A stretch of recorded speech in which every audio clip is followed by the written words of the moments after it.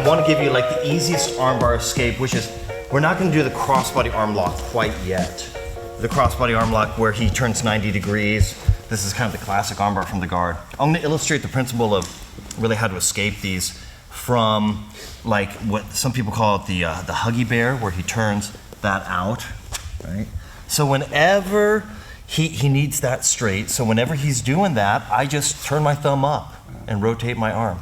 Very easy. Whenever someone starts getting an angle on it, if I hold out too long, that pinch between his neck and his shoulder stops the rotation, right, of that arm. Sometimes you can move it forward and turn it, but for the most part, they're usually got a good bite if they're going for that. So on the other side, as he's going for it, you just turn the thumb up. Thumb is down originally. Turn the thumb up, drop your elbow, and he doesn't have the armbar anymore, okay? So one last time, as he goes for it, feel it out. Feel out the timing. Turn that thumb up, escape that first armbar. 1, 2, 3. When would that be applicable? Sometimes people like to, especially from like butterfly guard, if guys like to really hold your head hard, you know, this is a good opportunity, and you want to also push him out just a little bit on that knee. And then this is a good opportunity. So let's just play around with this. Try to get the guy, like he clubs your head real hard. Okay, that's fine. I'm gonna go back. I like to push that knee out. Oh. Then this one can come up. Sometimes the knee can go on the elbow and you got it. Sometimes you're doing double elbow reinforcement. Sometimes you like to feel it with your hand where that elbow is, and you get this pressure. You gotta be tight up in the shoulder no matter what. Okay, let's do the other side. So yeah, some guys like to club you right here. Well, that's okay. I like to usually use my elbow, then I'll stretch them out. Boom. And you got all this space that you can bow into. Okay, this is gi no gi. Some guy gets real meatheady. You're right there. Okay. Let's just play around with that, and then add in the escape. Okay, 1, 2, 3. Even if you don't tap people with that telephone arm lock, it's good to have it as a threat, so they retract, they have less control over you.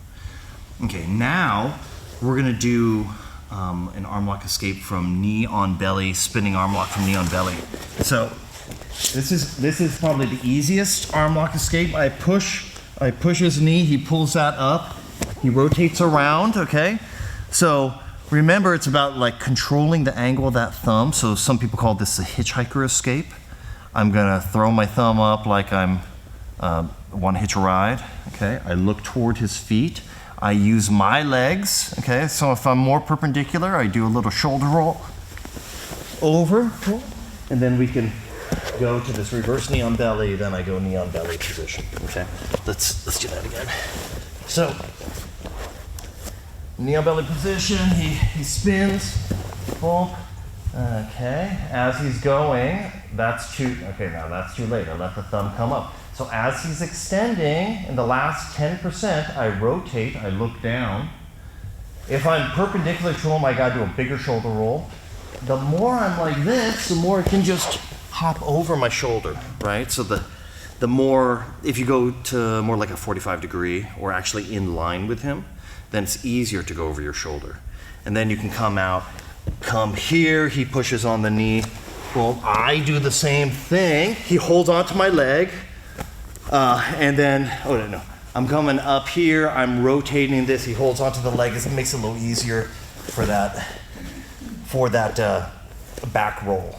So this is quite useful, and there's a lot of lessons to be learned in it. One, the timing of rotating the thumb is important.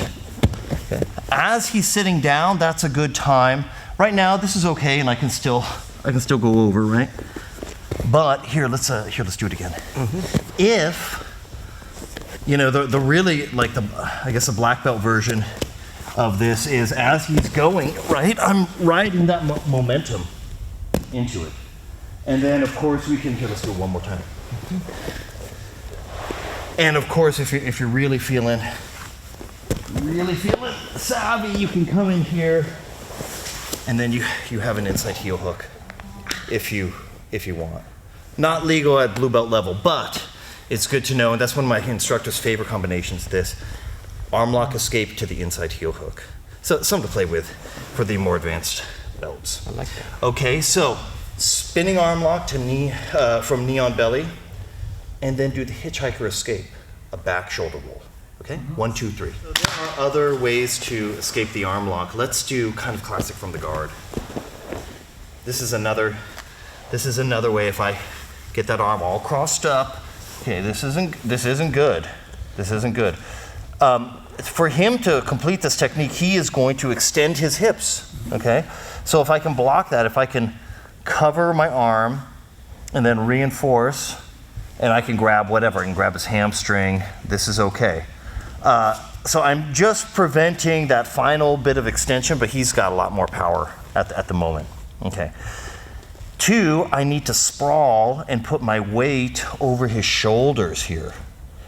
Okay, so it's going to be a battle. He's still going to be kind of locked in, but now I'm here. And if I'm below that, he's going to be able to tip me, right? So it's a balancing act of getting my weight just above his shoulders. Okay.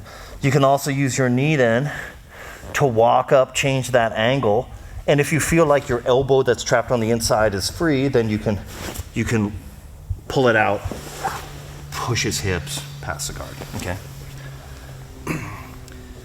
I'm just gonna kind of paint this with a broad brush, and you can play around with it. So we're here, okay, this is late stage. Sometimes I can't connect this yet, so I will crunch him up and then I will come in.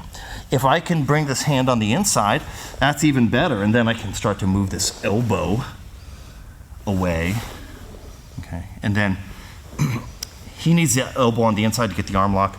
I want the elbow out of position, maybe on his thigh. I just have to move it a little bit. I just need to move it over there.